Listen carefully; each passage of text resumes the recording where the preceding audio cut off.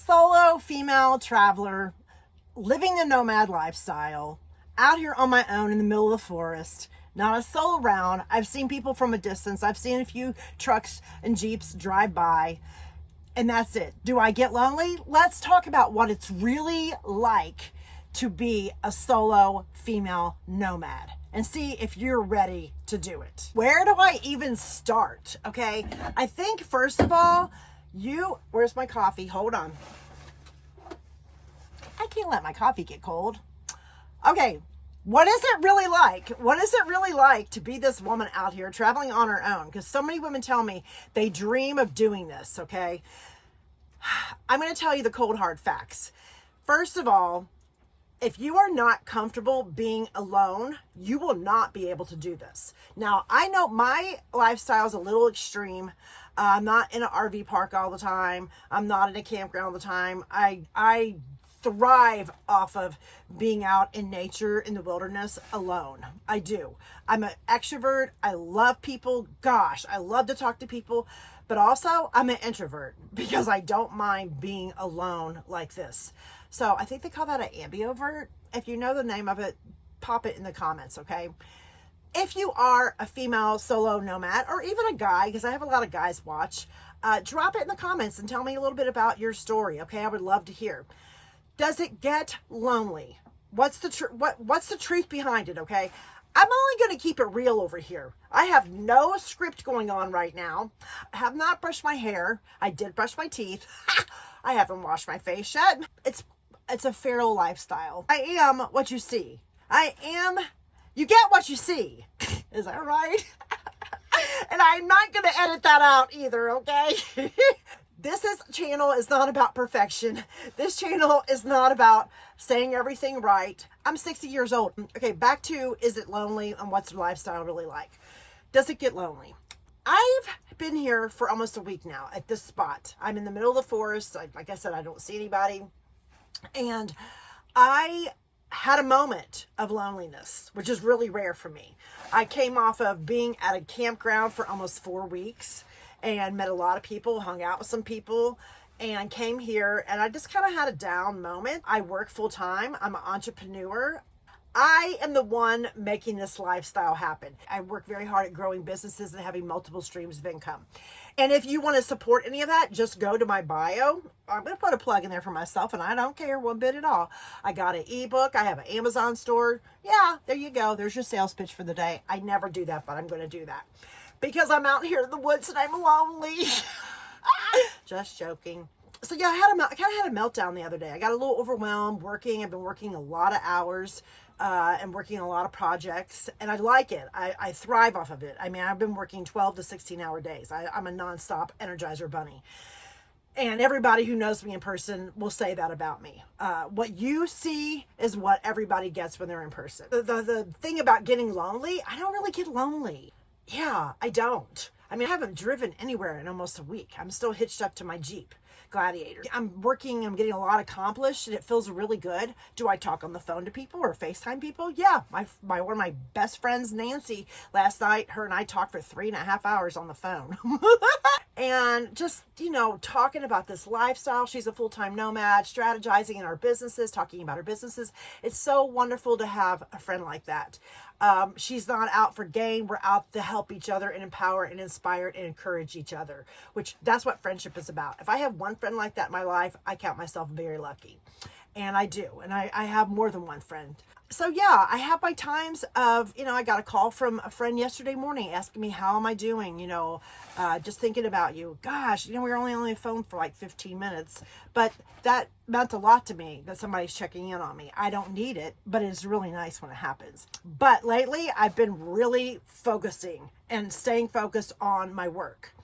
And so I'm in a different phase right now. I'm getting ready to go off into another state, and some huge adventures are ahead of me. And so I want to get all my ducks in a row before I do that. I'm being responsible. I'd rather play than be responsible, just so you know. But yeah, being lonely, gotta keep in touch with people. So if you're not like boondocking with people or camping with people, you can still be in touch with people. And I think that's really important. I don't need people to complete me. I don't need people to entertain me.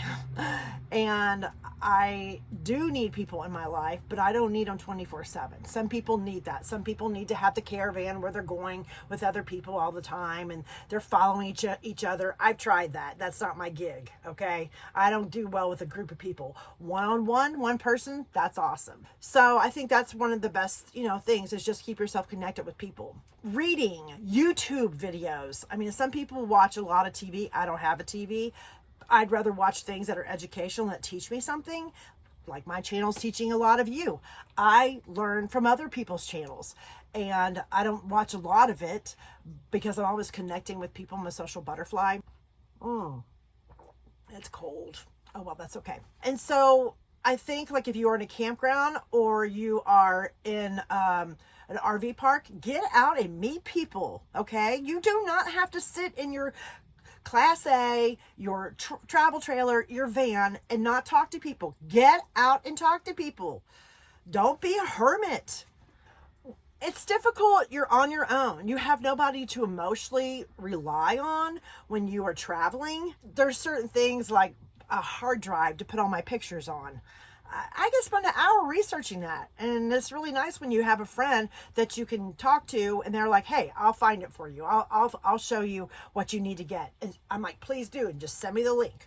Or GPS coordinates. I have several guy friends that I contact that they will send me a GPS coordinate just like that and show me where to go to the next state I'm at.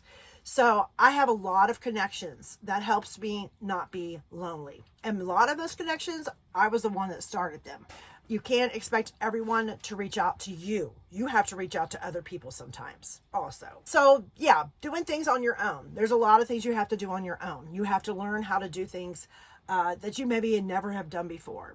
You're backing in. You're like, man, it really would be nice if I had somebody to help spot me, to get me into a spot, or help level out my rig, or help me set up all the, water hose and the black tank hose and all that stuff. You learn to do a lot of things on your own, but it's extremely empowering. And wow, you're like, I could do so much more than I ever imagined I could do.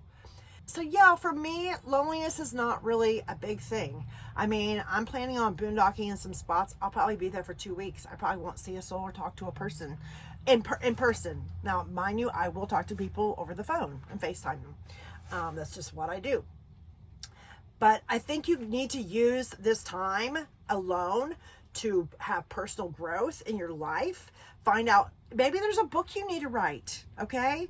Maybe there's a podcast you need to start. Maybe you need to start a women's group where you are gathering a bunch of women and you're all camping together and you go on caravans together.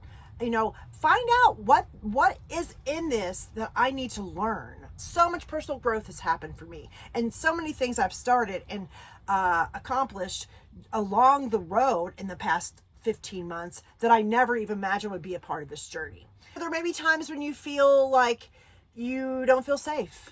A lot of women, there's places they don't feel safe. You might have somebody pull up next to you at 3 a.m. in the morning and camp there. And then you find out it was just a kid who has a tent and he didn't want to be in the woods by himself. That happens. You have to be aware. You have to have your tools. You have to prevent things from happening. Bear spray.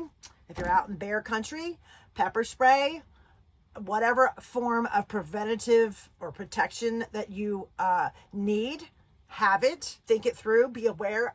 When I leave this RV out here, I am always looking around. I circle the RV several times a day. I look out the window on the other side several times a day.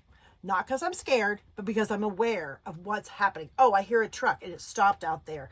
I go out there and I watch them. Sometimes I take pictures, sometimes I take videos because but most of the time they're stopping to look at some wildlife or whatever. Or they've been off-roading and they have to air their tires back up. I've never felt uncomfortable with anybody that I've seen.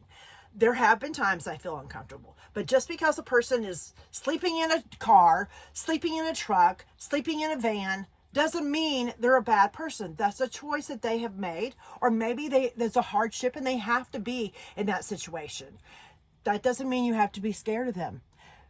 most of those people, probably 99.9% of them, are completely harmless people. Trust your gut, trust your intuition, because you're going to need it out here on the road. You're going to need it if you're traveling over the weekend. You're going to need it if you're living alone in the house, okay? You have to trust your gut when there's no one else besides you to protect you. You are not going to have someone come to rescue you, okay? You have to be there to protect yourself. No one is coming to save you. And that's not a bad thing. It's very empowering. Those are just some of the top things I thought of, shooting off my hip, no editing going on here. But if you think of anything, drop it in the comments. I'm going to have an honest moment here as a woman solo travel on the road.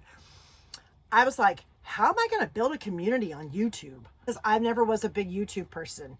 And I am completely overwhelmed by the followers, the friendships, the people that are inspiring and encouraging me and have such wonderful things to say. And then I'm inspiring and empowering and encouraging them also along the road. But I just want to say a huge thank you to those of you who've made me feel welcome to YouTube. And if you see me cry, don't think she's a weak person. I have a very tender heart, and I have a lot of gratitude in my heart. And I don't ever feel like I've arrived. What is happening here on this YouTube channel is beyond my understanding. And I am so thankful for it. I really am. So anyway, you know what they say. Subscribe, like, follow, share. All the things. I'll see you next week.